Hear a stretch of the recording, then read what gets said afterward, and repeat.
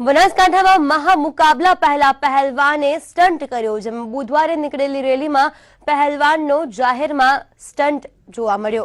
મહામુકાબલા પહેલા લોકોને રેલીમાં મનોરંજન કરાવ્યું। એક પહેલવાને અન્ય પહેલવાનને ગાડી પર પટક્યો અને સમગ્ર ઘટનાનો વિડીયો સોશિયલ મીડિયામાં વાયરલ થઈ ગયો છે। પાલનપુરમાં યોજાનાર મહામુકાબલામાં વધુ એક વિવાદ જોવા મળ્યો છે। પાલનપુરમાં નીકળેલી રેલી દરમિયાન આ બબાલ થઈ ગઈ છે। બે રેસલર જાહેર રોડ પર મારામારી કરી રહ્યા છે। એક રેસલરે જાહેરમાં જ લોકોની વચ્ચે સ્ટન્ટ કર્યો। મારામારીનો વાયરલ વિડીયો સામે આવ્યો છે, જેમાં રેસલર સની પ્રજાપતિને માર માર્યો છે। પાલનપુર કોલેજ આગળનો આ બનાવ છે, જેમાં ગઈકાલે એક રેલી નીકળી હતી।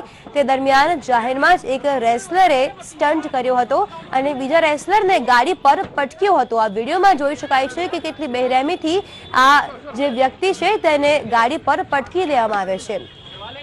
રેસલર દ્વારા જાહેરમાં જ માર મારીને વિવાદ કરાયો છે, જેમાં સમગ્ર ઘટનાથી પોલીસ અજાણ હોવાનું લાગી રહ્યું છે।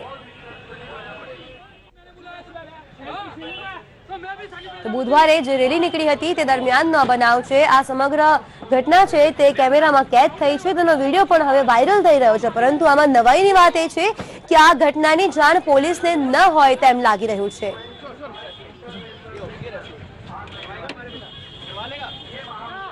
તો આ મામલે મુકેશભાઈ મોટ જે આયોજક છે તે જોડાઈ ચૂક્યા છે। મુકેશભાઈ, આપનું સ્વાગત છે। મુકેશભાઈ, શું કહેશો, રેલી દરમિયાન આ પ્રકારનો સ્ટન્ટ રેસલરે કર્યો છે તે કેટલું યોગ્ય છે? લોકોની વચ્ચે બબાલ કરવી, એ પણ જાહેર જનતાની વચ્ચે જાહેર માર્ગ પર, કેટલી યોગ્ય લાગે છે?